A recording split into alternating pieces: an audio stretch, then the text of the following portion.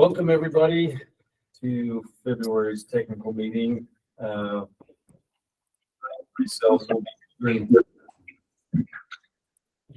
the main subject today. Do you want to bring up the? Yeah. Can Matt have his mic on rather than you, Kyia? Because it is a little bit harder to hear him. I will speak loudly. Okay.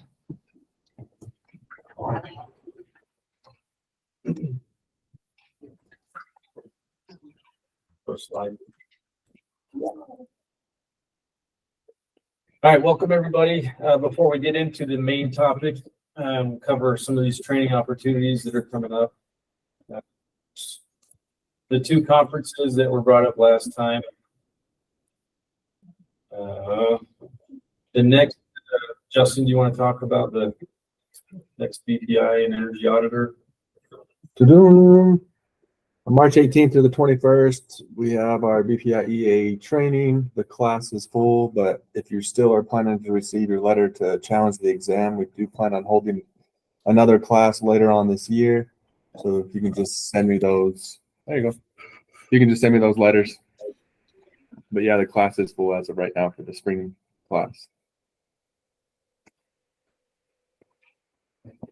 Thank you. And the lead inspector training, March 11th through 13th, apparently still has some openings. For those of you who are en route to energy auditor, who are in need of the lead inspector, that's recommended that you get into that. Turner, would you like to speak on the program notice 24-3? Yeah. I sent an email to the technical group, and if you're on here and you want to be part of the technical group, just send me an email. If you're not receiving those emails, and I'll add you to that list.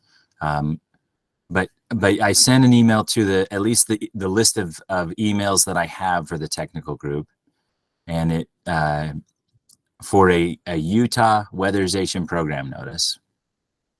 And it's abbreviated here as PIGS.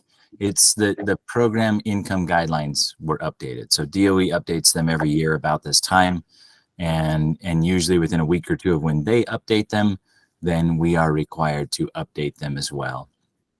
So that's just a program notice that says that the new income guidelines have been issued, and we put an effective date of today on it. So if you are doing any intake, or if you're requalifying any clients, make sure that you are using the most current copy of the workbook that you can get on our resources page. I updated the workbook a couple of days ago, so it should have the new most recent income levels, so you can verify whether people are eligible for the program. Any questions about that?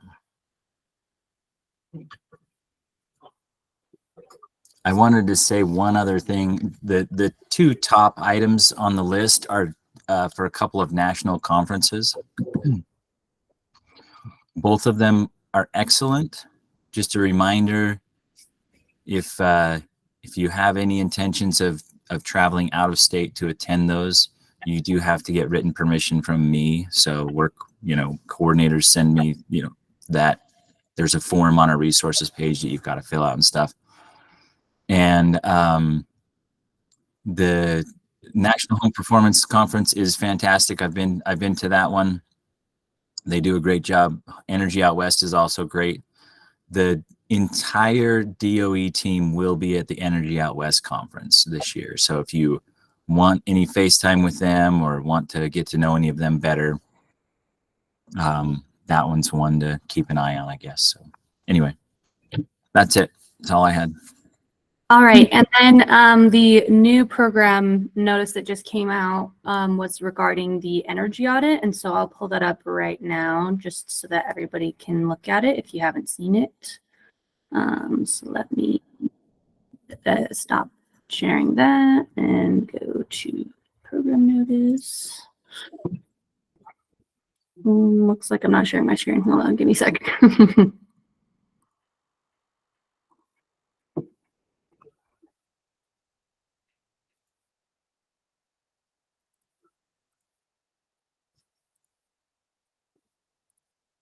All right.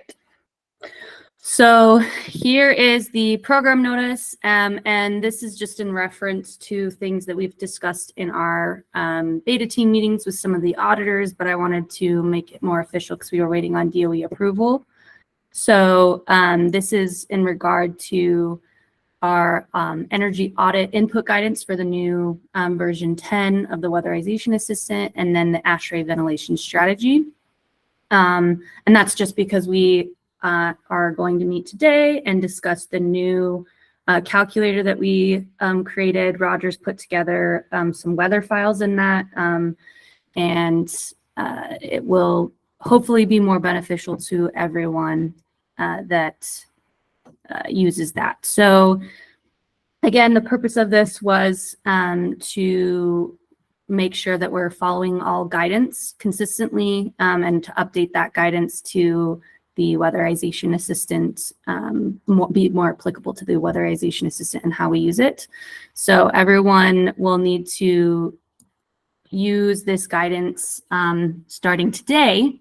So if you are running any audits today, so your blower door, your work start date is your blower door date. And so today, if you're running any blower doors, you'll need to make sure that you're following these things. Many of you have already been following this, but we didn't have it laid out in clear guidance. And so if you had already been following this, no problem, but we just wanted to make sure to give a final date on today's the day we're going to be following this, and we'll be monitoring that up through this date and moving forward. So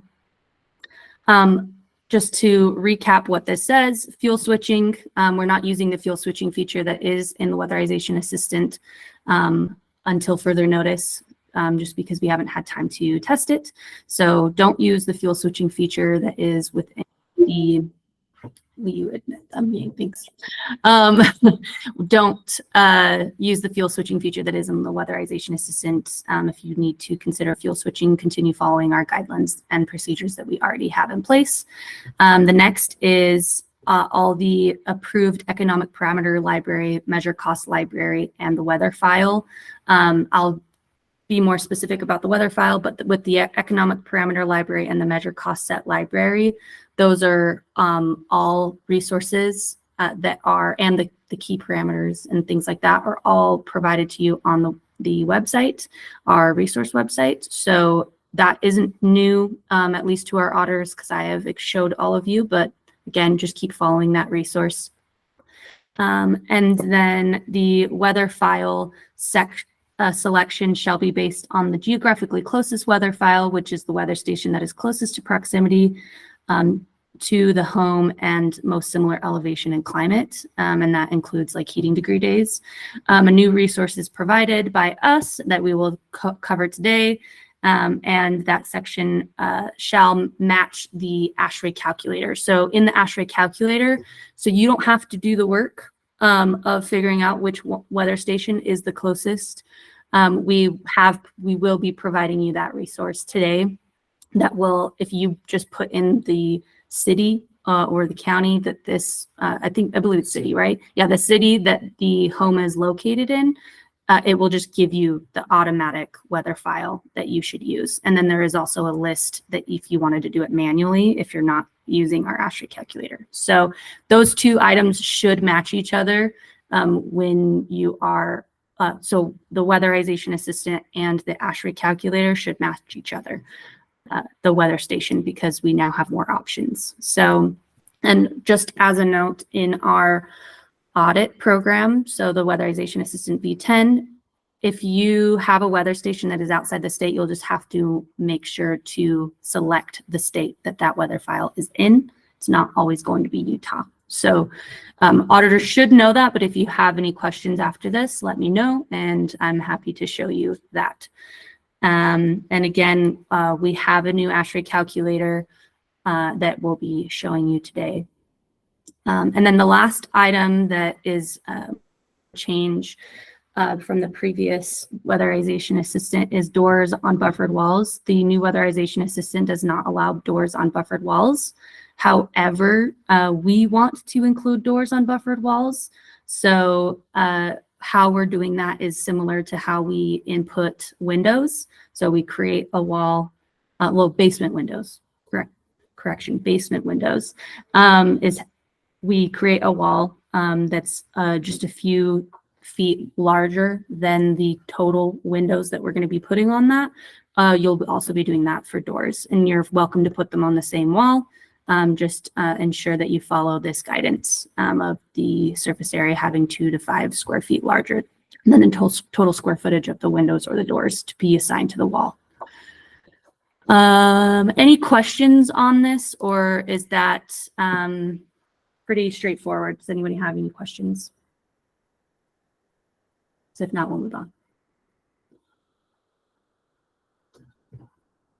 Great, cool.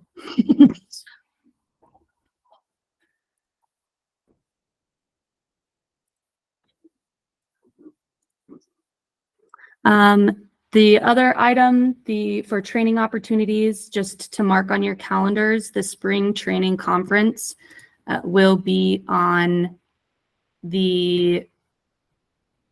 as you can see, will be, AKA the Great Reunion will be June 4th and 5th. So mark it on your calendars to come attend that. And that's where we all join up at the the IWTC, our center, and we'll have a cool conference to talk to you guys and see all your faces. Sounds like a plan. Okay, so we're going to be playing Kahoot. So let me pull this up and I will share my screen.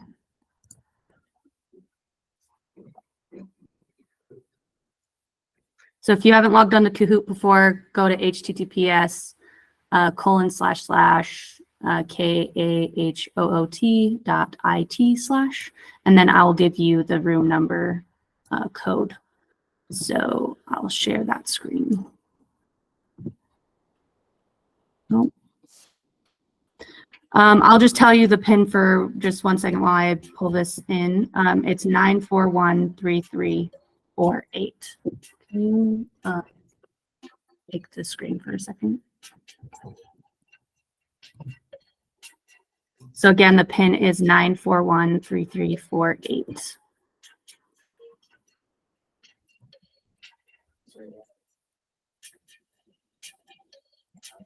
Nine 4133448. While I wait for everybody to get in, I gotta share my screen.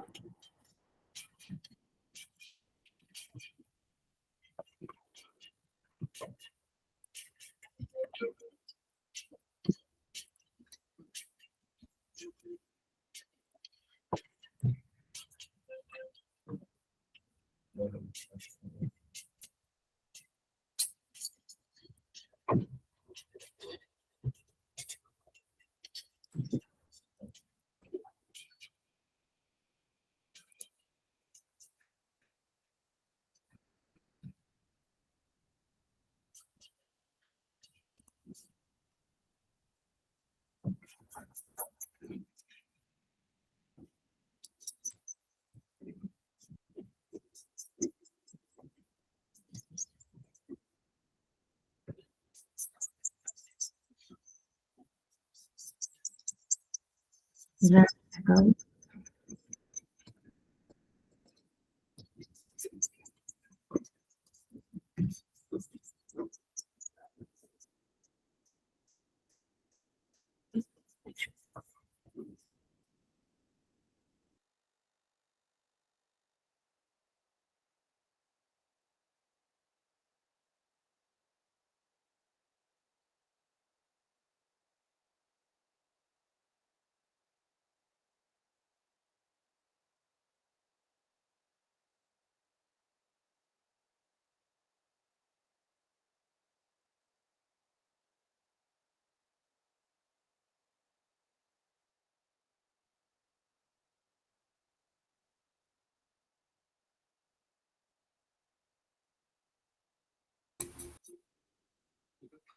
Is everyone hearing me?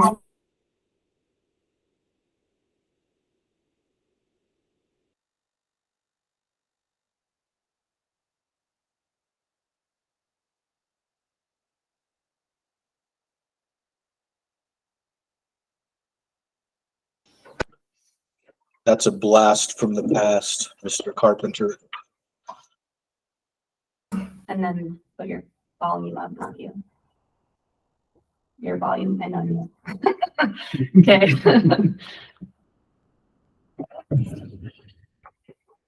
All right. So it looks like we only have 24 people in, but we have a few extra people on the call. So please join if you are not going to. That's okay, but I'll get us started in just a second here.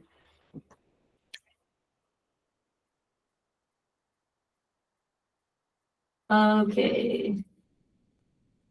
We're getting started. So on your screens, so the question is, ASHRAE Compliance was our whole quiz about. And so what year version of the ASHRAE ventilation guidance are the Utah WAP agencies required to follow? There's the red is 2012, the blue is 2019, the yellow is 2016, and the green is 2023. Good, most of you got that right. All right. And the next question looks like Alan's in the lead. Good job. True or false? Fans located in half bathrooms without tubs or showers is what half bathroom means, should not be included in the ASHRAE ventilation calculations. True or false? True is blue, false is red.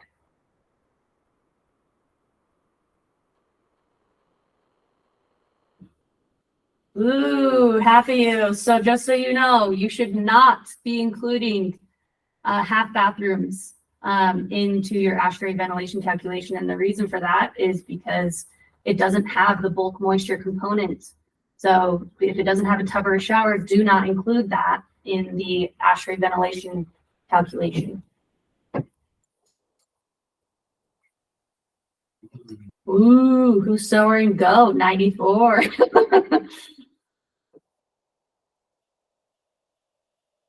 All right, based on the photo provided, which building height should be entered into the ASHRAE ventilation calculation? So it'll show it in just a second.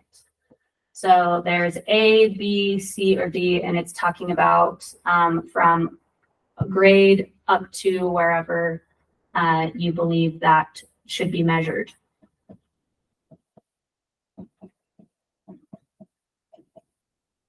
Good job. Everybody did a pretty good job on that one. I thought I was going to snag a few of you in there. Brenna looking good too. All right, next question. DOE requires sealed vapor barriers to be installed over exposed dirt floors in all weatherization dwellings to what? Mitigate the infiltration of accumulation of vermin and bulk moisture, radon and bulk moisture, radon and rodents, and contaminated soil and mold. So red, blue, yellow, and or green. Nice. Wow, you guys did really good on that. Good job. And we'll see who won. Nice. Brenna, great job. Who's the winner? John Burgess. Does anybody want to claim who's in there? Yeah, I'll claim that. Nice. Good job, everybody.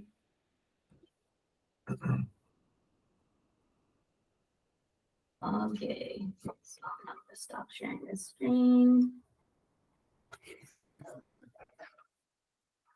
Now I need to switch over to this other screen, so give me just 1 second. On doing that. It's good.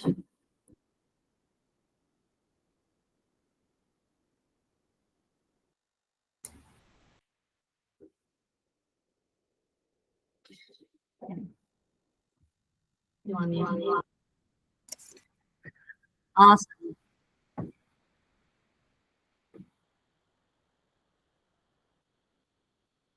Got it.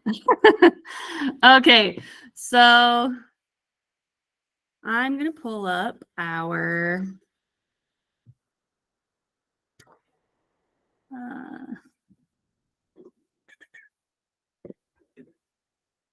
SketchUp really quickly here.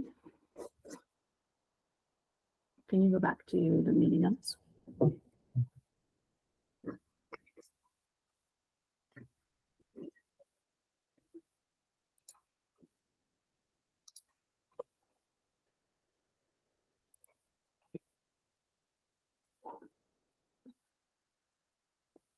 All right, so just to review really quickly while I pull this up.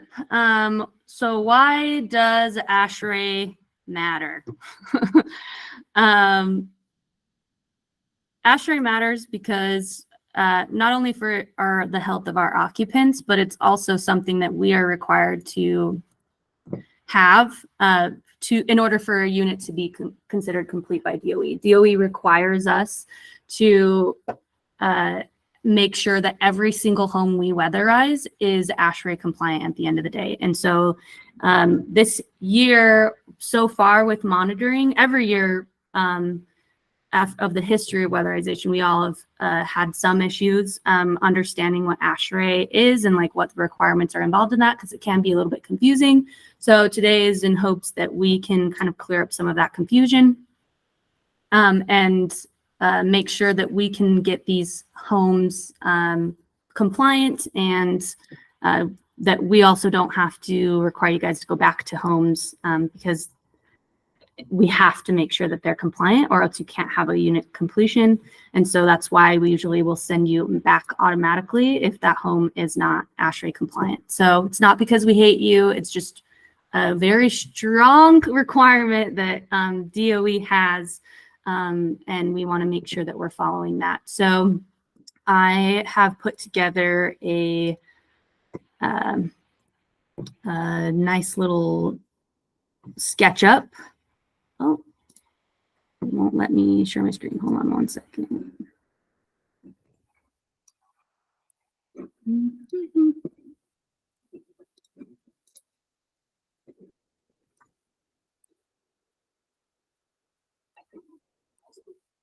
Okay, so I put together this SketchUp to kind of show a few of the issues that we have come across and kind of make it a case study.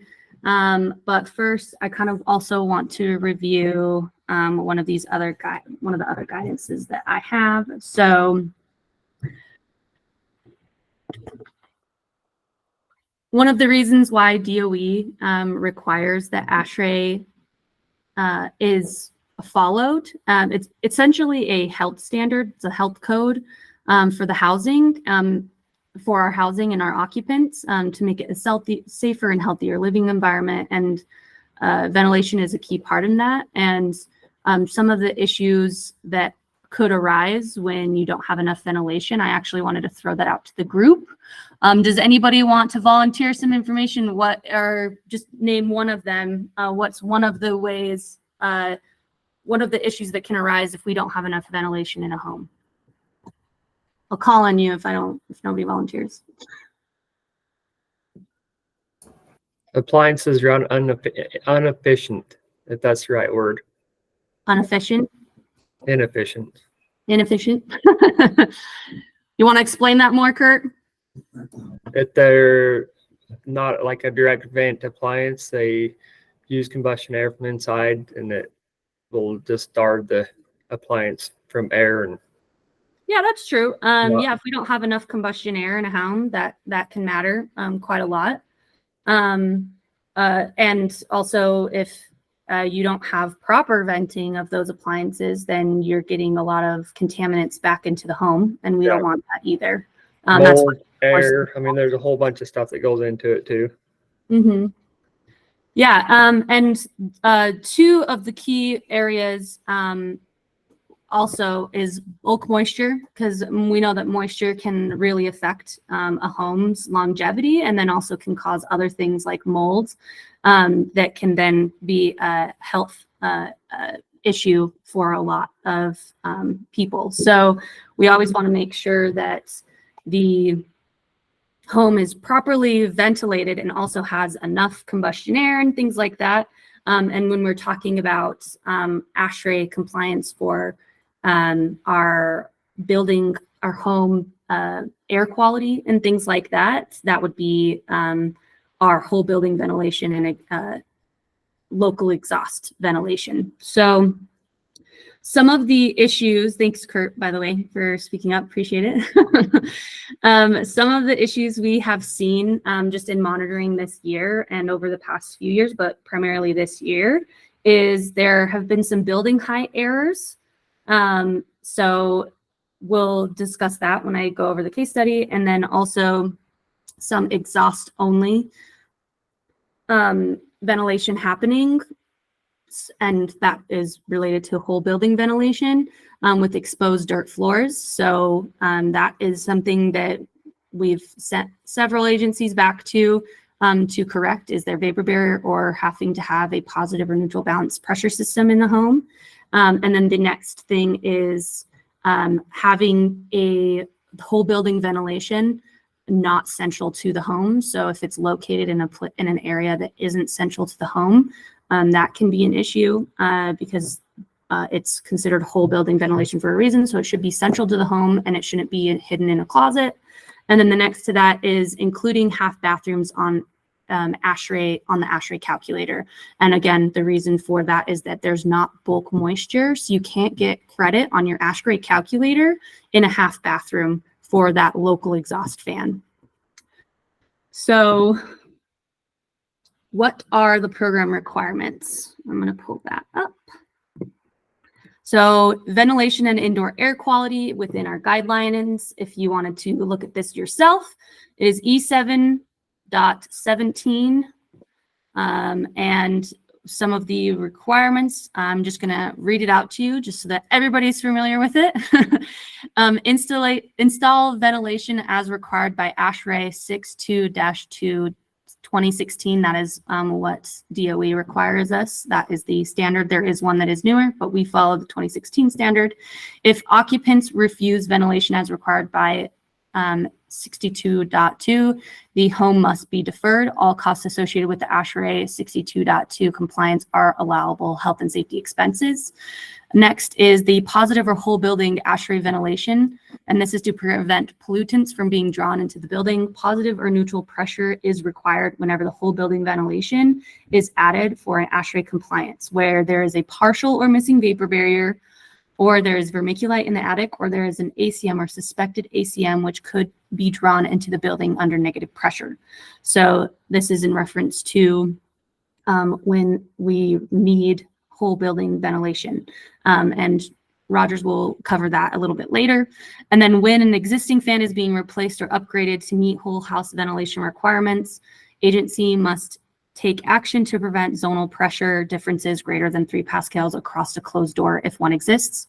So again, that's coming back to the idea that it needs to be central to the home and can help ventilate the entire home because it's whole building ventilation.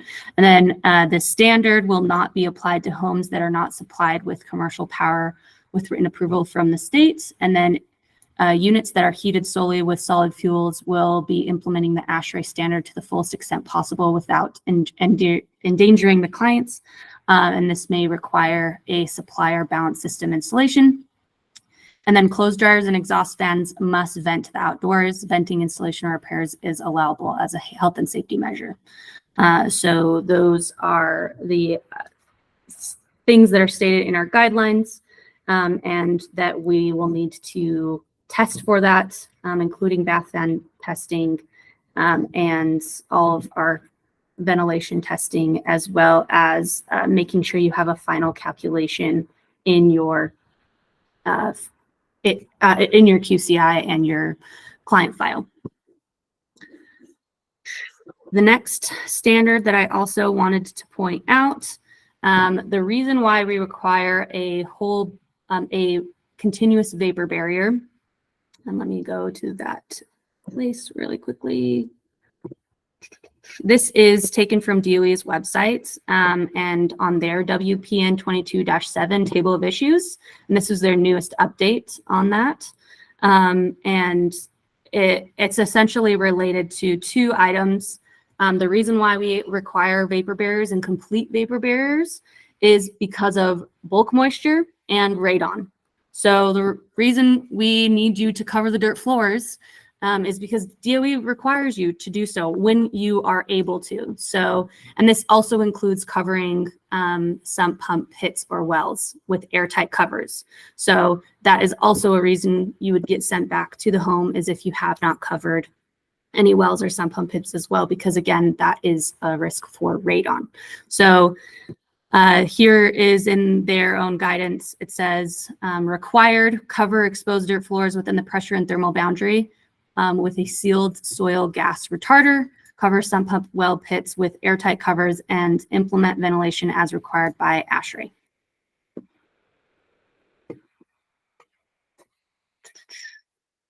And then the next item, I will pull up our SketchUp. So now we'll move on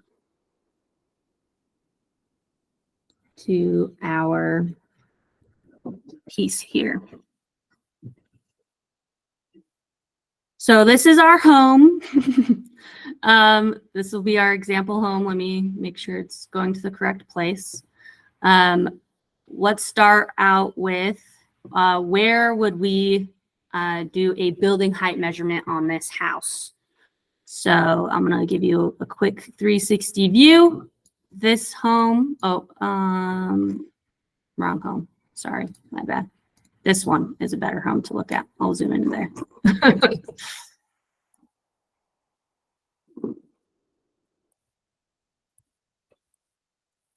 So 360 view of this home, where would we want to measure the building height of this home?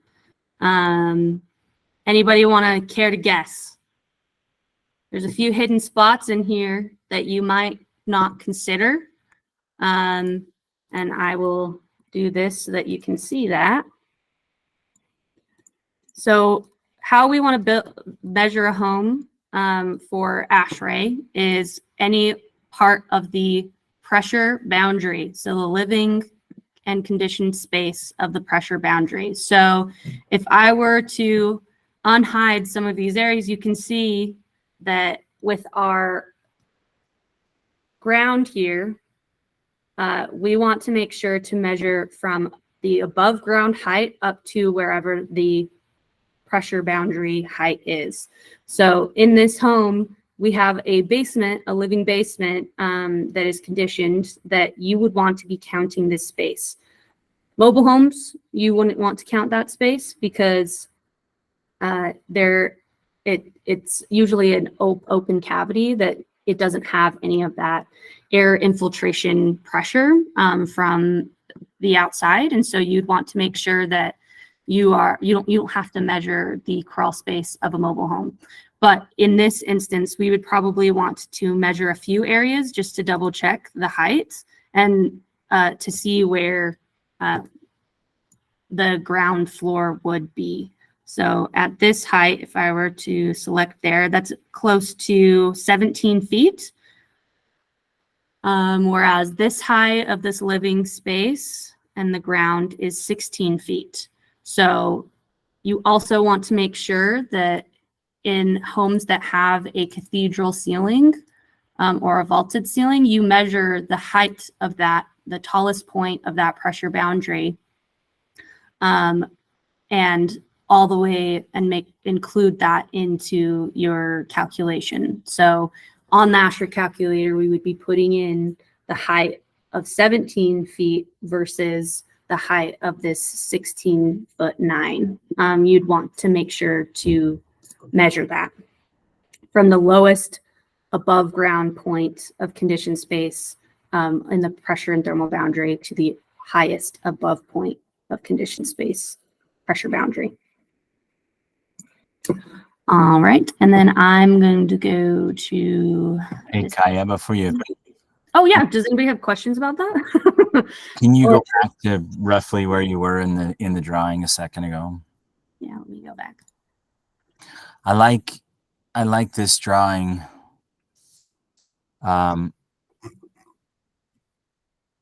Yeah, I gotta go to the other drawing. It's Yeah, farther. yeah, I like this drawing because it's got something that's kind of tricky there, or could be. So the addition seems to have that seems to be the lowest spot in the yard, Mm-hmm. but the addition has a crawl space underneath it. So the space underneath the addition is not on the pressure boundary. So really, you would be measuring from the lowest above grade point on the pressure boundary to the highest above grade point on the pressure boundary. So in this picture, you would be measuring basically over there by that low point by the 2 basement windows. Yep, right there. So that would be your lowest above grade point on the pressure boundary. And then did we decide whether it was the cathedral ceiling or the top of the 2nd story? It's the cathedral ceiling. Okay. Now, if the cathedral ceiling, the way you measured it a minute ago may not necessarily be accurate. If the ceiling in that 2nd story area is actually higher than Mhm. the cathedral ceiling, then that would be the highest above grade point. But either way, it looks like we're pretty close to 17 feet, 17'3", 17'6", somewhere in there. So Mm-hmm. good example. I like it. I hope that helps. I don't know if you guys have run into this. I think where I've seen a lot of people run into this is if there's a walkout basement and it has, everything's below grade, but that stairwell, that one little skinny stairwell that goes down, I feel like a walkout basement, your lowest above grade point would be at the bottom of that stairwell. We haven't really established this for the program, but if you really wanted to get semantical, you could start talking about window wells. But as a general rule, we're going to leave those out. Don't be measuring to the bottom of a window well. Just look for the actual grading. Yeah. Is that fair on that one?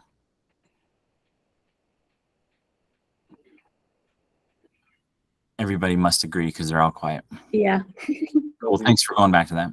Nobody wants to disagree. Yeah, no one wants to disagree. All right. So then the next thing I wanted to show is some ventilation in here. So a few things that we'd want to note. We could use this as an example within the ASHRAE calculator. Rogers, but because when he reviews that later. But I just wanted to kind of show that in this house, we have, if we were going to put this on the ASHRAE calculator, let me get a better view of that. If we were going to put this on the ASHRAE calculator, where would our deficits be likely on the ASHRAE calculator? So we have an exhaust fan in the kitchen, and usually that requires in the ASHRAE standard 100 CFM. Luckily, we have at least an exhaust that is venting to the outside in the kitchen over here. So that's good that we have that. And if we didn't have that, then we would need to, within the ASHRAE calculator, it would calculate that deficit because within that requirement, it is 100 CFM that's needed in a kitchen. For bathrooms, I don't want to say it wrong, so I'm not going to because I totally don't remember it off the top of my head now. Let me pull that up. I believe the deficit for bathrooms, it's 50. Yes, correct. Thanks. So we have a bathroom that is a full bathroom. It's not a half bathroom that does not have a fan in it. So there'll be a deficit within the calculator on that. Luckily, we've made it a little bit easier so you can use the calculator so you don't have to do any of these calculations. And we're trying to make it even more easy through our some extra items that we put in there that we'll show you. But let's say that this only had a 30 CFM flow or a 30 flow, excuse me, on this fan in here in this bathroom, then you'd have a 20 deficit, depending on the leakage of the home. So the whole calculation is dependent on how leaky is the home, what the building height is, where do you have exhaust ventilation, if you have exhaust ventilation, as well as the square footage of the home. So those are all the main basic components that you need to have within the ASHRAE calculator, and that will tell you what you need to do, whether you need local exhaust only ventilation because you have plenty of ventilation in the rest of the house, meaning the house was either really leaky or there's like a million exhaust fans, or that or that you need to have whole building ventilation, or which could be in the form of continuous ventilation, an HRV and ERV, or a intermittent ventilation, and things of that nature. So I just wanted to show that really quickly because this house does show a deficit. And then as we saw previously, there's one other thing that we would want to consider in this home, and that is the fact that there is a exposed dirt floor in this basement. So let me pull up a standard. Go back to my slide here, my slide deck.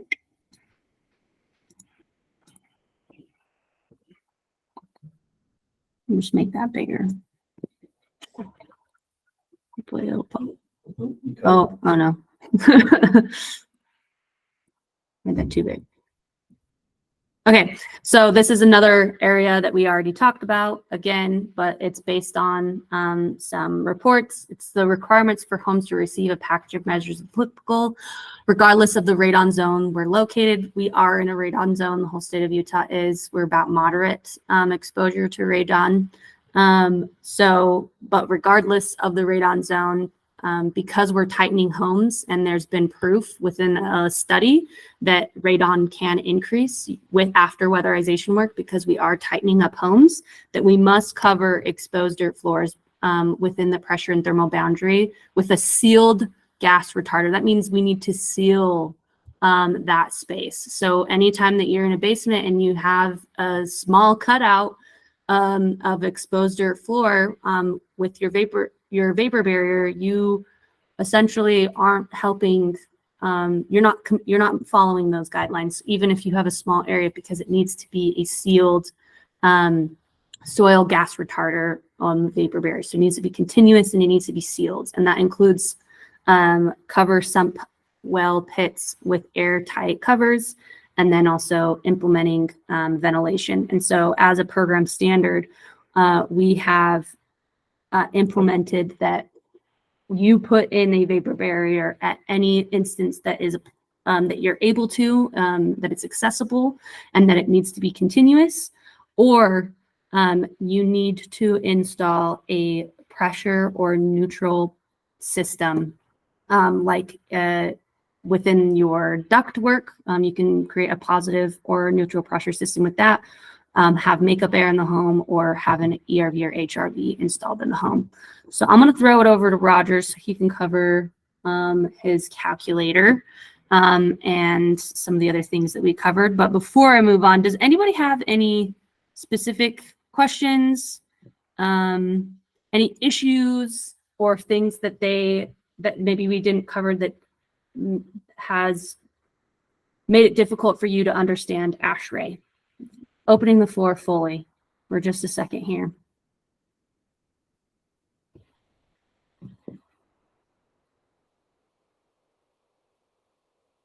Give you like 10 more seconds.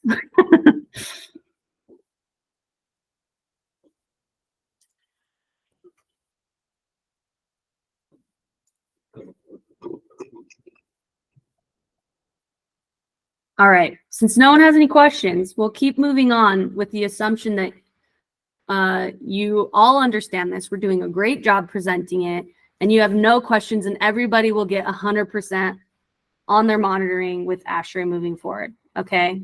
I'll still give you opportunity to speak up later, but that's my assumption right now, that it is clear and we'll never have issues with ASHRAE again. Rogers, to you. I'll mute over here so you can speak to them more clearly.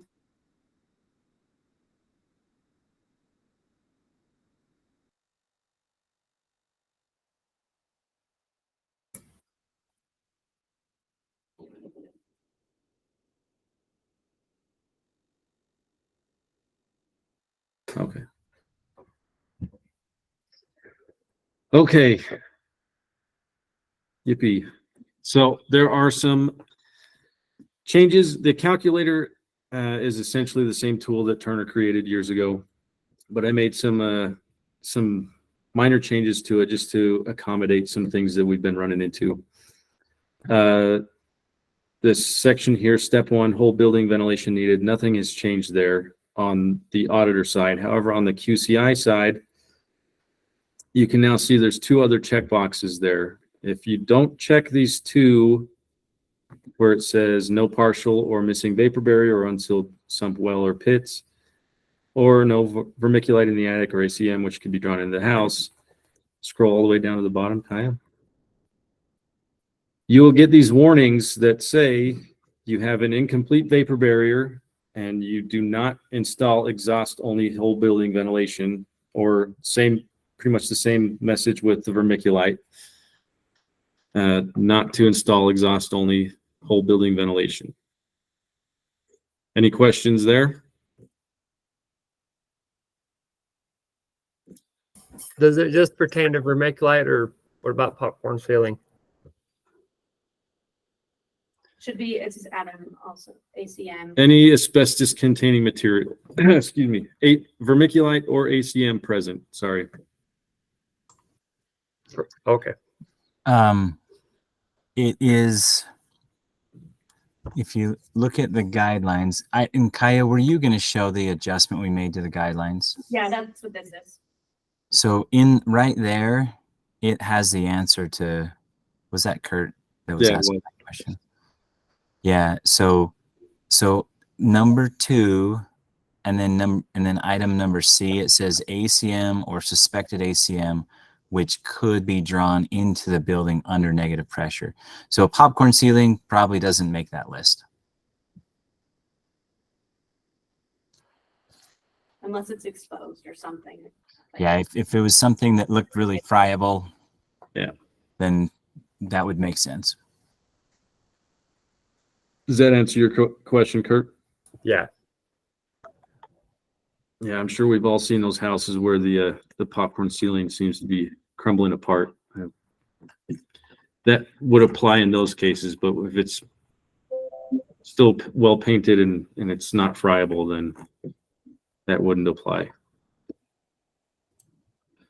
What about if you have a home that has an exposed dirt floor, but the home does not call for ASHRAE? Great question. So in that case, I'm assuming that the crawl space is still accessible. Yes? Yes. You still need to install a vapor barrier because our goal is still to mitigate The radon. Any radon coming into the house and Bulk moisture. bulk moisture moving into the house, regardless of whether or not you need to install continuous or intermittent ventilation in the house. Yeah, as long as it's accessible, then you still need to install it. That vapor barrier. Can we ask the question, what if the crawl space is not accessible? If the crawl space is not accessible, so that's going to be one of these check boxes here. Let's say you can't get a vapor barrier Okay, checkbox. up at the top. You cannot get your vapor barrier in there because your crawl space is inaccessible. Again, you're going to be in that situation where you cannot install. What'd you do? I clicked one of the checkboxes. Okay. They're making the right one. Where you cannot install exhaust only whole building ventilation. And there is a difference between whole building ventilation and local exhaust. Okay, but you still have the problem of what if the house doesn't call back for ASHRAE, but you can't reach the crawl space? If you can't reach the crawl space, then you can't reach the crawl space.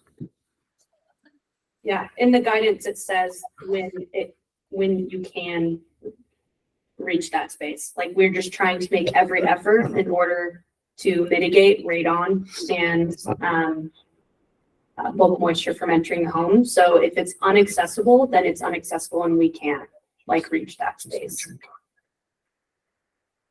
Just make sure you document it. Yeah, it has to be documented and justified. So Did you, I'm probably jumping ahead here a little bit, Kyia, but Chris's question really does hit at the guideline update that we made yesterday. So on the screen here, this is from our guidelines with a minor clarification that I put into basically that I made yesterday to the guidelines. So it won't become effective until July 1st. This language won't be in the guidelines until then, but bullet point number 2 says the clarification was that it's the whole building ventilation. So number 2 says positive or neutral whole building ASHRAE ventilation. To prevent pollutants from being drawn in the building, positive or neutral pressure is required whenever whole building ventilation is added for ASHRAE compliance. So Chris, if the house didn't need a whole building ventilation system, but say that your agency went in the bathroom and found that the bathroom was looking moldy and there was no local exhaust, and you guys decided as a health and safety measure to add a local exhaust fan, that's okay. You can do a local exhaust fan. And the reason why is the client has control over that fan. The client decides how long that fan is going to be off or on. And so I feel like that our program is really not putting the client in any greater danger of having exposed earth and having a radon or VOCs coming into the home, because the client has that choice when it comes to just an exhaust fan, like for a local exhaust. But when it comes to the whole building ventilation system that we're putting in, so say that same fan, that same bathroom, but you've decided that is now going to be a whole building ventilation system. If you have exposed earth, since we're turning on a system that's going to be putting that house under pressure all of the time, it must be positive or neutral then. So again, if you have a house that does not require whole building ventilation and there's exposed dirt that you're unable to install a complete vapor barrier on, then really there's no issue going on here. You install as much of the vapor barrier as you can. If that's none, that makes sense, based on the height. And then your ASHRAE calculation would show that no whole building ventilation was needed. So you would have done everything you needed to do to comply with the ASHRAE. Does that help? Yes. Thank you. Cool. But yeah, the clarification I added to the guidelines was just simply the statement that says whole building ventilation, just to help separate that from any other ventilation systems we might be adding to the home.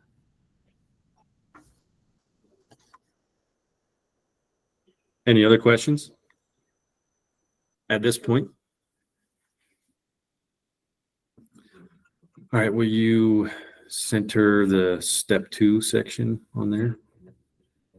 Step 2. Infiltration credit Got it. on the calculator. Left side, got it. Yeah. So here is one of the changes that Kyia alluded to earlier, where she said, all you need to do is input your city on this calculator and it will provide the weather station for you. So let's say, for example, I am working in, Richfield. we'll pick on Chris because he was the last one that Or spoke Chris. up. We're working in Price. So I type in Price and it selects Blanding as my weather station for me. Now this weather station, I did a lot of research for this. You did a lot. You can also see at the bottom here, all of the weather stations you've put together. Sure. Might be a little different than what some of you have grown used to. For example, Price, they may have been using Provo as their weather station prior to this, but it is the closest weather station that has a similar elevation and climate. And in this case, Blanding would be more accurate to Price than Provo. So some of you might see a different weather station in there than what you're used to seeing, but rest assured it's correct in what it should be. Any questions with that? What do you got for St. George? Because it used to be Las Vegas. It should be St. George. There actually should be a weather station in St. George now. Yeah. Make it easy. So think of the most obscure city in the state. Let's test this out. Tropic. Tropic. Somebody said We'll Tropic. do Tropic, and then one of them that will definitely make us do Evanston or something. To your city. That works. Try Eureka. Eureka. Okay. I'm excited. Everybody's excited about this because I was. Eureka is going to be one of these outliers where you've got a weather station that's more accurately compatible with something out of the state. So Ely, Nevada for Eureka. That was a good pick. Anybody else? I was also going to maybe show them on the new cat form anyways. All right. Everybody good with that option? That function, I should say?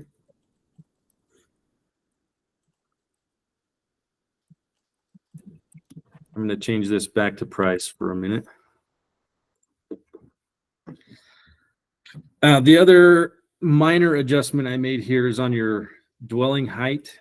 On the previous version of the calculator, it didn't show me if you guys had entered a fraction of a foot. It wasn't showing me that. So sometimes I'd see a different number over here on the S factor than what would normally be assigned to, say, 16 feet.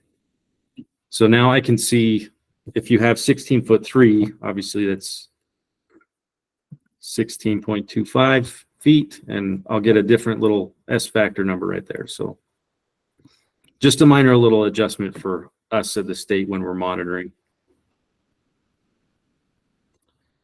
Go down to step 3, Kyia. You're there? Okay. So here is the next adjustment. You can see I have removed the whole building. There used to be 2 columns here next to on the side of this local exhaust deficit table. So from this point forward, this section is just going to be where you're going to account for your local exhaust fans. We want to distinguish between what is a local exhaust and what you're using for your whole building ventilation strategies. So oftentimes, obviously, you're using the same fan. So in this case, I've assigned this first fan. We measured it at 33 CFM, but with our ASHRAE calculation, we're going to need something to make up that little bit of deficit. If that was still 33 CFM, we'd be minus 17 on our CFM deficit for that room. And we would require some additional amount of ASHRAE ventilation. So for this house that we're using as an example, we're putting in a local exhaust fan that's capable of 50 CFM rather than just 33. And the rest of the fans stay the same. If we were to leave that fan in there, that 33 CFM local exhaust, you can see now our whole building ventilation strategy has got this box that highlights because we need something additional. Will you scroll down to step 4 so they can see all that? Yes. So we can, what we're going to do in that case is we're going to select one of these locations. Let's say we want to put another fan in the hallway, and we're going to do an ERV, and we need at least, let's say we're going to do 30 CFM, and it's going to be intermittent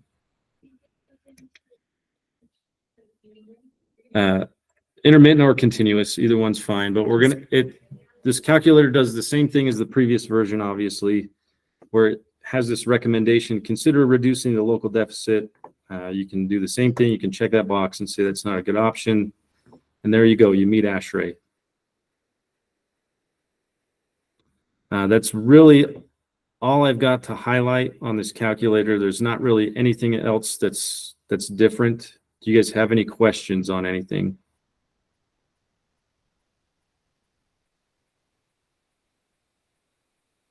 I was gonna show them just a reminder on the weatherization assistant. Okay. If no one has any more questions, if you want to, I'll. Yep.